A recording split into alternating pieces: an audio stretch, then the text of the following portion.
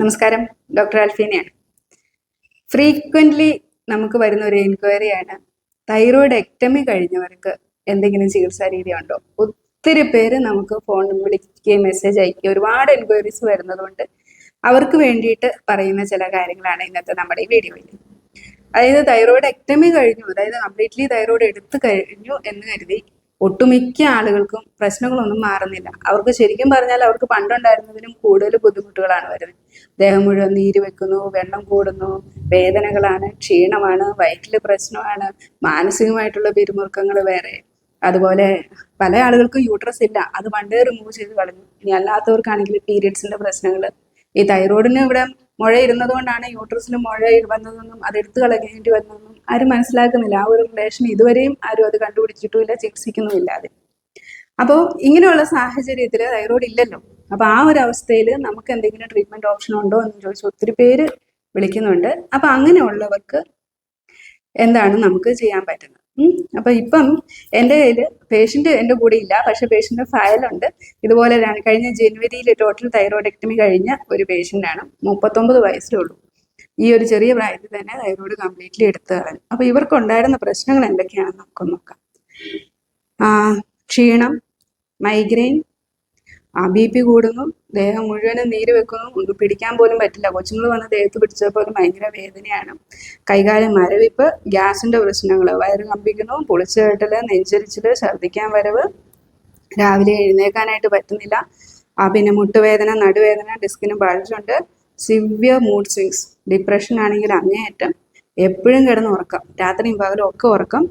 പിന്നെ പീരീഡ്സ് ആകുമ്പോഴുള്ള വളരെയധികം പ്രശ്നങ്ങൾ, വേദനകൾ, പിന്നെ ആർട്ടിക്കേരിയ, റാഷസ് വരണുണ്ടായിരുന്നു, അലർജി, ദേഹം മുഴുവൻ ചൊറിഞ്ഞു കടിക്കുന്ന പ്രശ്നം.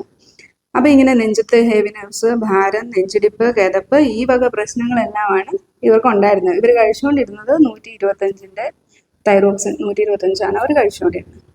അപ്പൊ ഇവര് നമ്മൾ ബ്ലഡ് ടെസ്റ്റ് ഒക്കെ ചെയ്ത് നോക്കിയപ്പോൾ ഇവർക്ക് എല്ലാവിധ ബുദ്ധിമുട്ടുകളും നീർക്കെട്ടുകളും ഭയങ്കരമായിട്ടുണ്ട്. Total count 12,000, ESR 40, CRP 6.57. ആ സാഹചര്യത്തിൽ TSH 8.19. അതായത് 125 കഴിച്ചിട്ടും TSH ഒന്നും കൺട്രോളിലല്ല, TSH കയറിപ്പോകും.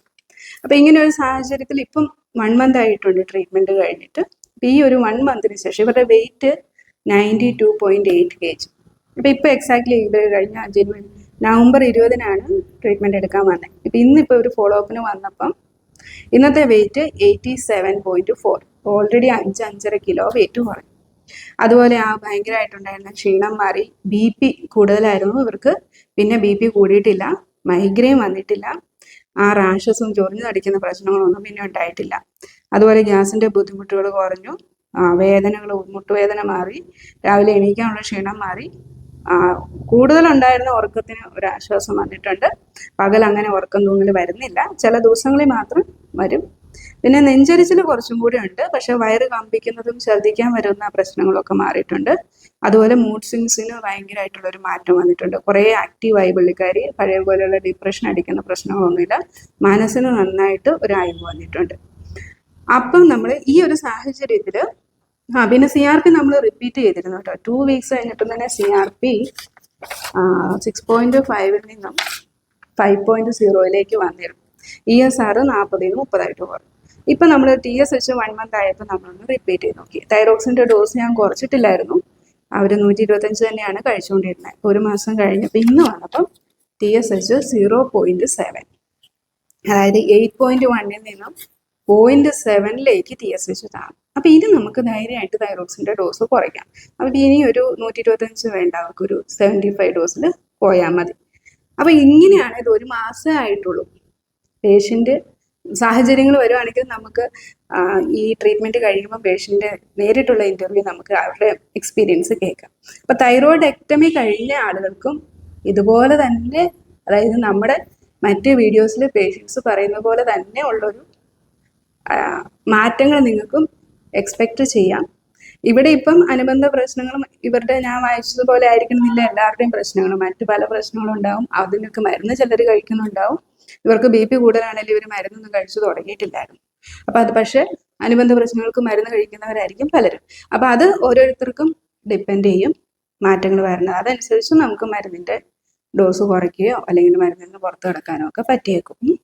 അപ്പം ഇത് തൈറോയ്ഡെക്ടമി കഴിഞ്ഞ ആളുകൾക്ക് പ്രതീക്ഷിക്കാൻ പറ്റുന്ന ഒരു മാറ്റങ്ങളാണ്. പക്ഷെ നമുക്ക് ഗുളിക അല്ലെങ്കിൽ സപ്ലിമെന്റിൽ നിന്ന് നമുക്ക് പൂർണ്ണമായിട്ടും പുറത്തു വരാനായിട്ട് പറ്റില്ല. കാരണം ആ അവയവം അവിടെ ഇല്ലല്ലോ. അതുകൊണ്ട് പക്ഷെ ഒരു മിനിമം ഡോസിലേക്ക് കൊണ്ടുവന്ന് അത് മെയിൻറ്റെയിൻ ചെയ്തു പോകുന്ന രീതിയിൽ നമുക്ക് ആക്കി തരാനായിട്ട് പറ്റും. പക്ഷെ ഒരു കാര്യം നിങ്ങൾ ഓർക്കേണ്ടത്, ഇത് ഒറ്റ തവണ ട്രീറ്റ്മെന്റ് എടുത്തുകൊണ്ട് പൂർണ്ണമായിട്ടും നിങ്ങൾക്ക് നിലനിൽക്കണമെന്നില്ല. കാരണം ഈ നമ്മുടെ ഡ്രെയിനേജ് സിസ്റ്റത്തെ മെയിൻറ്റെയിൻ ചെയ്യുന്ന മോട്ടറാണ് ശരിക്കും പറഞ്ഞാൽ തൈറോയിഡ്. അപ്പം ഈ നീർക്കെട്ടുകൾ ഇടയ്ക്കിടയ്ക്ക് പതുക്കെ പതുക്കെ ഉണ്ടാകുമ്പോൾ ആ സമയത്ത് 1-2 ആഴ്ച നിങ്ങൾ മരുന്ന് കഴിക്കേണ്ടി വരും. അത് എല്ലാ കാലത്തും ആശുപത്രികൾ കയറി ഇറങ്ങി മരുന്ന് കഴിക്കുന്നതിലും എത്രയോ ബെറ്ററാണ് വല്ലപ്പോഴും 1-2 ആഴ്ച മരുന്ന് കഴിക്കുന്നത്, അല്ലേ? അപ്പം അങ്ങനെ നോക്കുകയാണെങ്കിൽ ഇതുപോലെയുള്ള മാറ്റങ്ങളാണ് നമുക്ക് തൈറോയ്ഡെക്ടമി കഴിഞ്ഞവർക്ക് കിട്ടുന്നത്. അപ്പം ഇതൊരു പരസ്യമായിട്ട് ഞാൻ പറയുന്നതല്ല. ഒത്തിരി എൻക്വയറീസ് വരുന്നത് കൊണ്ട് പറഞ്ഞു മടുത്തത് കൊണ്ടും ഞാനൊരു വീഡിയോ രൂപത്തിൽ ഇത് ചെയ്യുന്നതേ ഉള്ളൂ. അപ്പം ഇങ്ങനെ തൈറോയ്ഡെക്ടമി കഴിഞ്ഞിട്ട് ഇതുപോലെ ബുദ്ധിമുട്ടുകളായിട്ട് അനുഭവിക്കുന്ന ആളുകളെ നിങ്ങൾക്ക് അറിയാമെങ്കിൽ നിങ്ങളത് അവർക്കൊന്ന് ഷെയർ ചെയ്ത് കൊടുക്കുക. വീണ്ടും പറയണ ഒരു പരസ്യമായിട്ടല്ല. കാരണം ഇങ്ങനെ ഒരു സാഹചര്യത്തിൽ എന്തെങ്കിലും ഒരു മാറ്റങ്ങൾ ഉണ്ടാക്കാൻ പറ്റും എന്നാരും മനസ്സിലാക്കുന്നില്ല. ഇപ്പം ഇവിടെ ഈ പേഷ്യൻ്റ് തന്നെ അവരെ ചികിത്സിച്ച ഡോക്ടറോട് ചോദിച്ചു, ഡോക്ടറെ 125 കഴിച്ചിട്ടും എന്തുകൊണ്ടാണ് എൻ്റെ TSH താഴ്ന്നു വരാത്ത കൂടി പോകുന്നത്? അപ്പോൾ അവർക്ക് കിട്ടിയ രസകരമായ മറുപടി എന്ന് പറയുന്നത്, നിങ്ങൾ ഈ 1 മണിക്കൂർ മുന്നേ, അതായത് ഗുളിക കഴിച്ചിട്ട് പെട്ടെന്ന് തന്നെ നിങ്ങൾ ഫുഡ് കഴിക്കുന്നുണ്ടാവും, അല്ലെങ്കിൽ ചായ കുടിക്കുന്നതുകൊണ്ട് ഈ മരുന്ന് ശരിക്കും അബ്സോർബ് ചെയ്യുന്നില്ല എന്നുള്ളൊരു അഡ്വൈസാണ് അവർക്ക് കിട്ടുക. ഇത്രയധികം നീർക്കെട്ടുകളുള്ളപ്പോൾ എങ്ങനെ ഇവർക്ക് TSH താഴും? ആ ഒരു കാര്യം ആരും മനസ്സിലാക്കുന്നുമില്ല. അങ്ങനെ ഒരു ചികിത്സ നിലവിലില്ല.